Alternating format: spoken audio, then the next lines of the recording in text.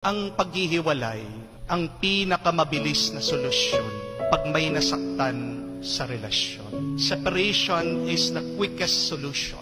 And yet, it should only be the last solution. Because if we try to answer these three questions, nobody would try to separate. My dear friends, my dear husbands and wives, remember that when you were married, you became one body.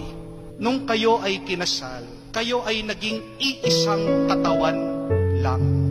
Bakit merong mga gustong magkahiwalay na lang? Yan yung problema eh. Kasi hindi nila nakita ang kanilang kasal bilang iisa. Pero kung paniwala mo at alam mo, hindi kayo dalawa, isa lang kayo. Pag may nawala, isa sa inyo, masasaktan ka, malulumpo ka. Yan yung problema ng napakaraming mag-asawa. Hindi po ba sa ating katawan, pag meron tayong sakit, halimbawa na lang, pag napilay ka, masakit ang iyong paa, anong gagawin mo? Iinom ka muna ng gamot, magpapahilot ka muna, pupunta ka sa doktor. Hindi naman ibig sabihin masakit ang paa mo, agad papaputol mo. Ganyan din, hindi po ba sa relasyon, pagsasama ng mag-asawa?